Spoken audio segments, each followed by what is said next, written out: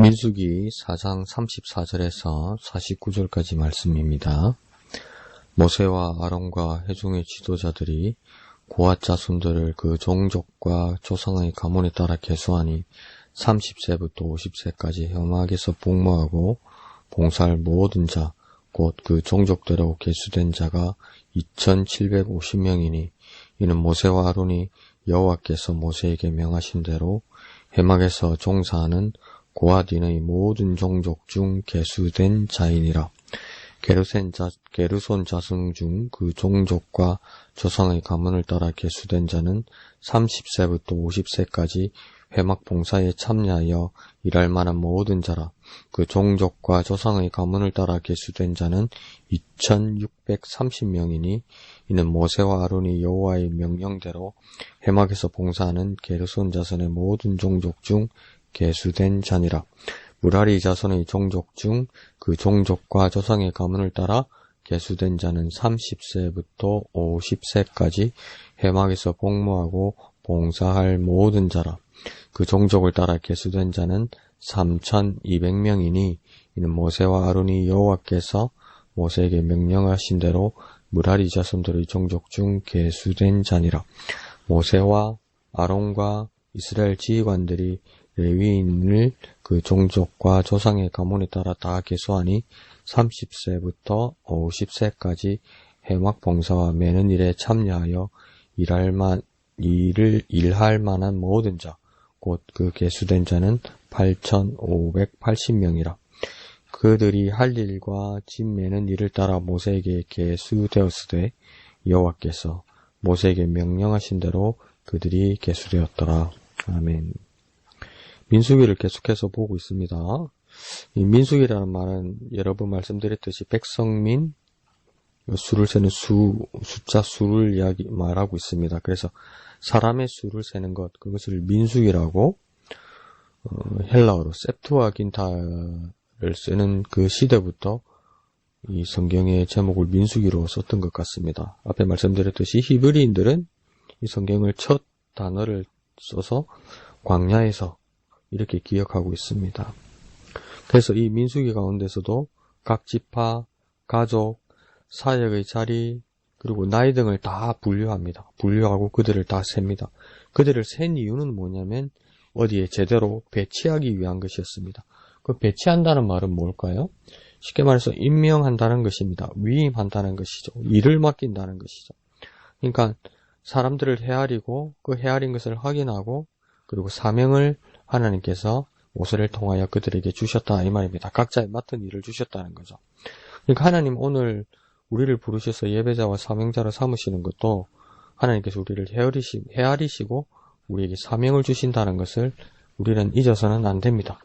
그래서 항상 우리가 기억해야 될 것은 하나님이 우리를 헤아리시고 또한 헤아린 우리를 사명 주신다. 그 자리에서 사명 주신다. 헤아리시고 사명 주신다. 이 부분을 기억해야만 할 것입니다. 그리고 이제 인구조사의 마무리 부분으로서 이제 레위인들을 오늘 본문도 조사하는 내용이 계속해서 3장, 4장 이렇게 나오고 있습니다. 그게 레위 지파는 고핫, 게르손, 무라리 자손으로 이렇게 세분하게 됩니다. 그 레위의 아들들이죠. 근데 원래는 첫째가 게르손, 둘째가 고핫, 셋째가 무라리 이렇게 되는데 그 아론과 모세가 고핫 자손이 됩니다. 그리고 아론을 통해서 볼 수 있듯이 이 둘째 아들 고핫의 가문 집안에서 이제 제사장들이 나오게 됨으로써 이제 호명이 될 때 고핫, 게르손, 무라리 이렇게 둘째 아들이 먼저 호명되는 경우가 이제 많아지게 됩니다. 그래서 오늘 본문에서도 34절에서 37절까지 보면 고핫 자손이 먼저 등장하게 됩니다. 이 고핫 자손에 대해서 말하기 전에 34절에 상반절에서 세 부류의 지도자가 등장합니다. 이 일을 이제 정비하고 바로 세우고 세울 사람. 그 세 부류의 사람이 첫째는 모세, 둘째 아론, 그리고 회중의 지도자들이 나타납니다. 그런데 이 세 번째 회중의 지도자들이 어떤 사람일까? 여기에 대해서 확정된 사실은 없습니다. 그러나 추정하기로는 그 각 지파 중에서 뽑혔던 70인 장로들, 그 장로들이 아닐까 그렇게 여기고 추측하기도 합니다.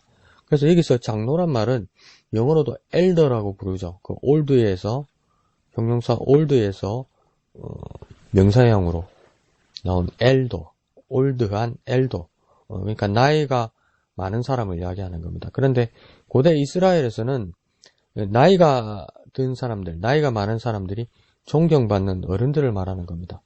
잠언이나 전도서의 지혜서에서도 흰머리를 존경한다는 건 뭐냐면 오랜 세월을 살아와서 그 삶의 노하우가 축적된 사람들, 그런 사람들을 존경하는 거죠. 그래서 엘더, 나이 든 어른, 존경받는 어른 이렇게 말하는 겁니다.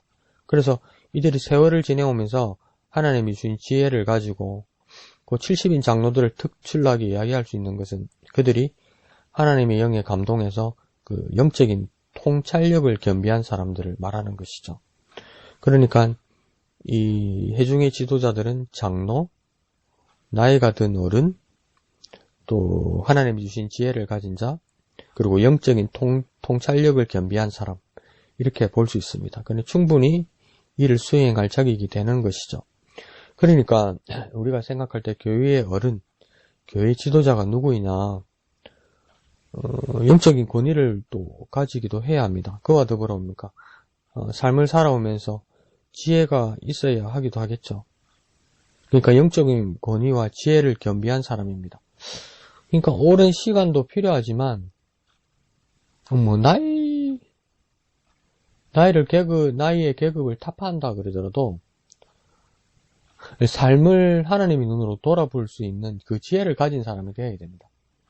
번뜩번뜩이는 아이디어만 가지고는 되지 않고 삶을 돌아볼 수 있는 하나님의 눈으로 하나님의 시각으로 돌아볼 수 있는 그런 깊이를 가진 사람이 필요하다는 겁니다. 그래서 우리가 교회 내에서 영적인 지도자가 되어야 되고 영적인 어른이 되어야 되는 것이죠.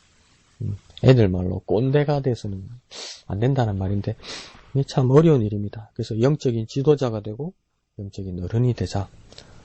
성경적인 리더십을 가진 사람이 되자. 지혜와 통찰력을 가진 사람이 되자. 그런 지향하는 삶이 되어야 할 것입니다.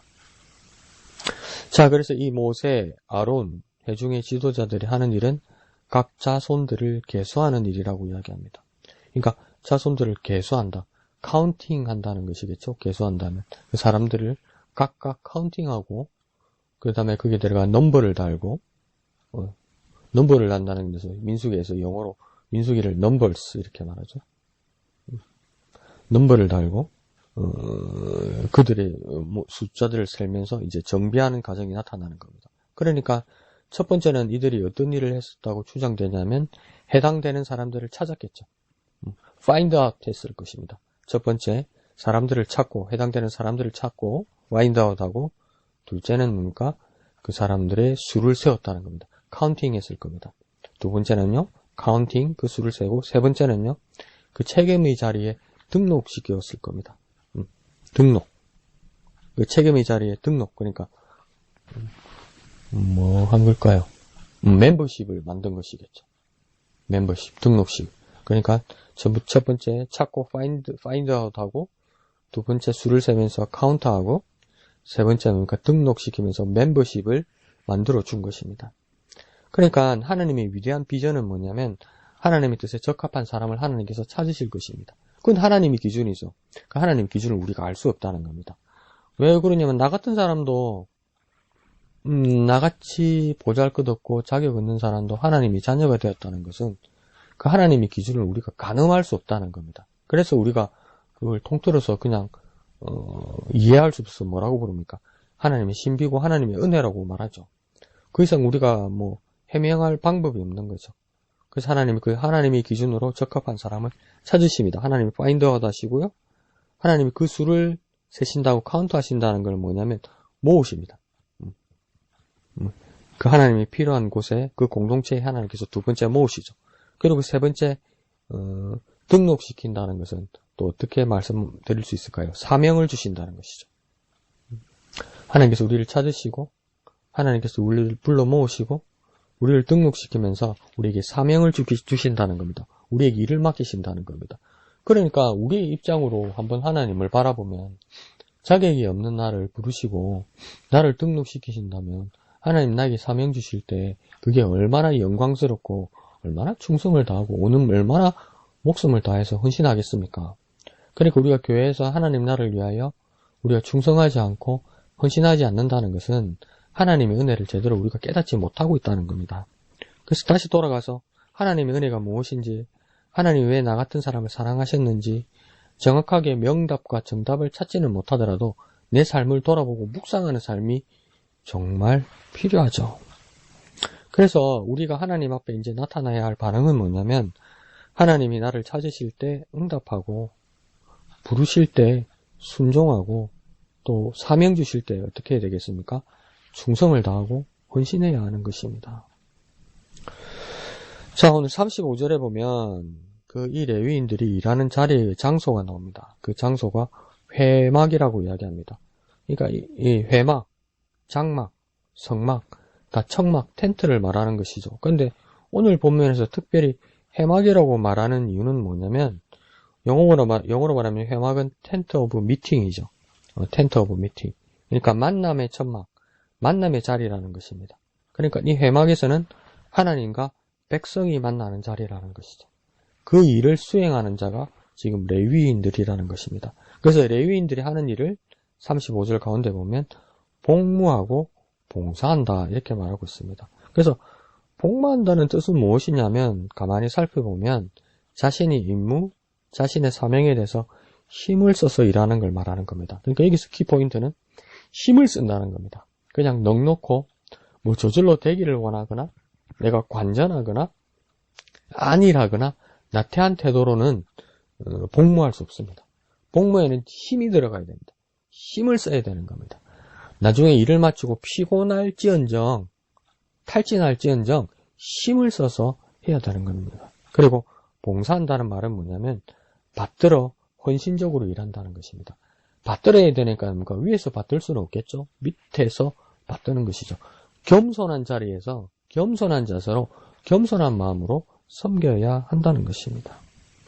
그래서 참 사명자는 하나님과 백성들의 만남을 잘 연결하고, 그 다음 힘써서 일하고, 그 다음 겸손하게 헌신적으로 일하는 사람, 그런 사람이 되어야 되는 겁니다. 우리가 이 교회 사역과 우리 예배의 모습들이 모두 무엇입니까? 하나님과 만남을 주선하고, 하나님의 만남을 소망하고, 또 힘써서 예배하고, 또 무슨 겸손과 감사함으로 헌신적으로 예배해야 된다는 것입니다. 자, 이제는 계속 반복되는 내용들이 그 뒤로 계속 나오고 있는데요. 각 가문들을 이야기하다 보니까 고핫, 게르손, 무라리 사람들에게 동일하게 해당되는 내용이 되다 보니까 반복되고 있습니다. 그래서 37, 41, 45, 48절에서 이들을 이렇게 계수한, 카운팅한 근거를 말씀하고 있습니다. 첫 번째는 뭐냐면, 하나님께서 이미 여호와께서 모세에게 명령하셨다는 겁니다. 그러니까 모세가, 아론이 아이디어를 내거나 어떤 편의를 생각하거나 의견을 수렴한 것이 아니라 여호와 하나님께서 모세에게 이미 명령하셨습니다. 그리고 그러자 이제 모세와 아론이 그 여호와께서 명령하신 대로 그대로 계수하여 사람들을 찾고 등록시키고 사명을 주셨다는 것입니다. 그러니까 어떻게 보면 아주 심플하고 쉬운 내용입니다. 그러니까 우리의 사역은 하나님이 이미 명령하셨고, 하나님이 이미 명령하신 일을 따라서 우리에게 사명을 수행하게 하시는 것입니다. 그러니까 하나님께서 명령하셨고, 그 명령을 따라 우리가 사명자가 됐다는 겁니다. 우리 일은 그러하다는 것입니다. 자, 이렇게 레위 지파에서 고핫, 게르손, 무라리 이 자손들이 회막에서 봉사할 사람들을 다 확인했습니다. 그래서 48절에 그들의 수가 8,580명이라고 이야기합니다. 그런데 이들이 해야 할 일이 어렴풋이 나옵니다. 그것이 47절 가운데 그리고 49절 처음에 그 말씀들이 넌지시 언급되고 있습니다. 47절 가운데서는 그들이 회막 봉사와 매는 일을 할 것이다 이렇게 얘기하고, 49절 처음에는 뭡니까? 그들이 할 일과 짐 매는 일이라고 이야기합니다. 그러니까 첫 번째 일은 회막에서 할 일, 회막에서 봉사하는 일이 첫 번째 일이고, 두 번째 일은요, 매는 일. 무엇을 매느냐? 49절에서 그 짐을 매는 일이라고 이야기합니다. 그러면 첫 번째를 한번 생각해 봅시다. 회막 봉사. 회막에서 하는 일은 뭐냐면, 회막에서 할 일은, 그들이 할 일은 당연히 추측되는 건 한 가지밖에 없죠. 제사 예배를 말하는 제사 예배를 말하는 것일 가능성이 높습니다. 그런데 제가 영어를 제대로 이해하지 못했을 때 마음에 이렇게 근심이 들었던 부분은 뭐냐면, 고민이 됐던 부분은 뭐냐면, 그 영어권 교회에서 예배당에 가서 주보를 받아보면, 예배 순수지를 받아보면, 예배를 영어로 뭐라 표현되냐면 서비스라고 부릅니다. 서비스. 그래서 처음에는 그 이해가 좀 안 갔습니다. 예배가 서비스라고? 그러니까 이게 콩글리시로 깨닫다 보니까 한국에서는 서비스가 어떨 때 가장 많이 쓰입니까? 공짜, 보너스, 무료, 일본어로 말하면 메인 디시에서 그 사이드 메뉴, 찌끼다시, 이걸 서비스로 드립니다 하면서 주는 경우가 있단 말이에요. 그러다 보니까, 예배가 그렇게 부가적인 건가? 여분의 것인가? 잉여의 것인가? 그렇게 제가 좀 착각을 했더라는 겁니다. 근데 서비스를 더 근본적으로 생각해보면, 서비스는 뭐냐면, 어떤 상대가 만족하도록 힘써서 일하는 그 봉사, 그게 서비스입니다. 그러니까 봉사라고 말하면 내 만족을 위해서 하는 것이 아니고요. 상대가 만족하고 상대가 기뻐할 수 있도록 내가 힘써서 일하는 것, 이게 서비스가 되는 겁니다. 그러니까 우리 예배자는 어떻게 일일이 있는 말인데 그게 첫 번째가 돼서는 안 되겠죠. 은혜 받으러 간다. 그것도 맞긴 맞는데 그보다 더 먼저 생각해야 될 것은 뭐냐면, 하나님이 만족하고 하나님이 기뻐하고 하나님이 영광 받으시도록 힘을 다해서 내가 일하는 것, 그게 참 예배입니다. 그게 제일 우선입니다. 하나님이 기뻐하시고 하나님이 만족하시고 하나님이 영광 받으실 수 있도록 내가 힘써서 그 가운데서 일하는 것, 그것이 예배입니다. 그러니까 서비스를 뭘로 한 번 더 번역해 볼 수 있을까요? 섬김입니다. 섬김. 그러니까 예배는 섬김이고 우리의 사역은 섬김입니다. 오늘날 고앗, 게르손, 무라리, 자손, 오늘 본문에서 나오는 그 사람들이 뭡니까? 서비스한 겁니다. 섬긴 겁니다. 최선을 다한 겁니다. 그리고 우리가 참 예배자로서, 참 사역자들로서 우리가 할 일은 하나님이 만족하시고 하나님이 기뻐하시고 하나님이 영광 받으실 수 있도록 우리의 힘을 다해 봉사하고 섬기는 것, 그것입니다. 그래서 예배는 봉사고 예배는 섬김입니다. 그리고 두 번째 일을 뭐라고 이야기했냐면 매는 일, 짐 매는 일이라고 그렇게 보았습니다. 그래서 나중 일이 되지만 왕조시대에, 다윗시대에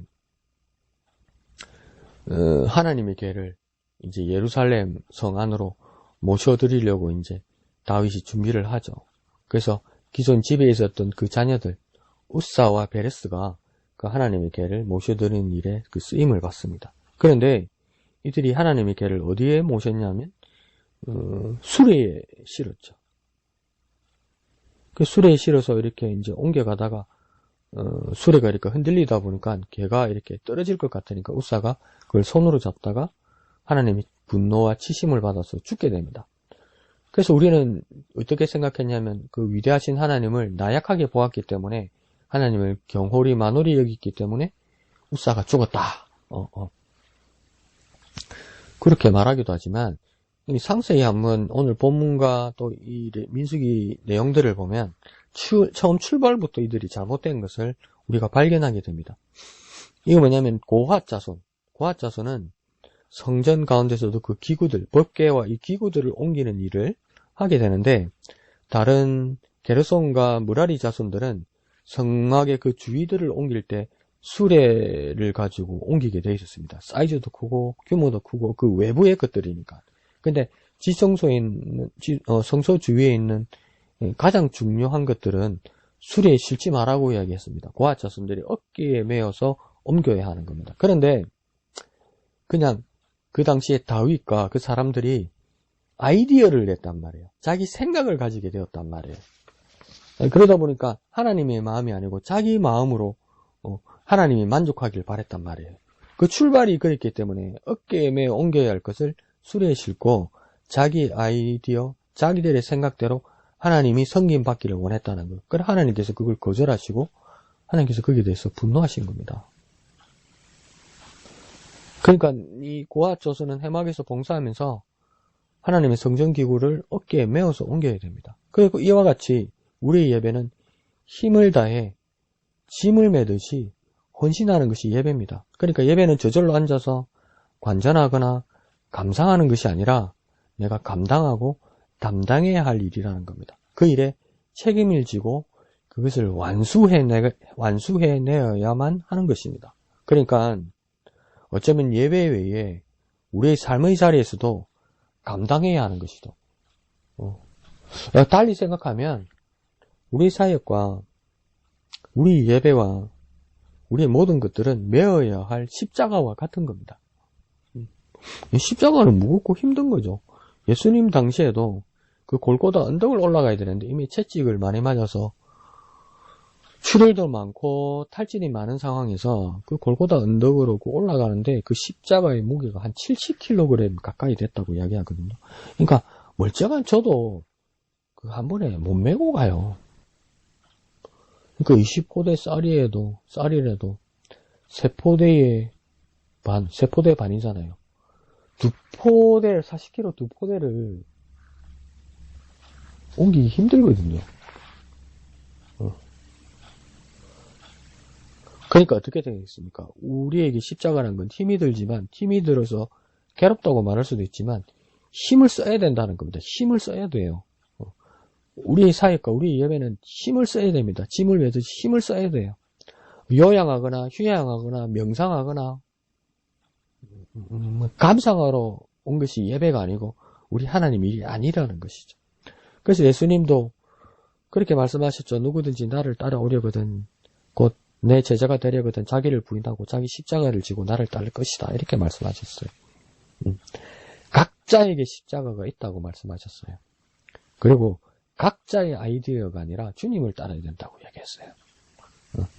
내게 각자의 십자가가 주어지고 그 십자가를 지고 나의 아이디어나 나의 행동 요령으로 그 십자가를 지고 옮겨가는 것이 아니라 그 십자가를 지고 주님 한 분만은 부고 따라가야 하는 것이 예배이고 우리의 사역이고 하나님의 일인 것입니다. 그러니까 참 제자는 자기 십자가를 기꺼이 지고 예수님을 따르는 것입니다. 그럴 때 영적인 지도자가 되고 참 사명자가 되고 참 예배자가 되고 참 제자가 되는 것입니다. 그러나 막중한 임무에 감사함으로 섬김으로 이 일을 수행해 나가고 완수를 소망하는 저와 여러분 되시기를 예수님의 이름으로 축복합니다.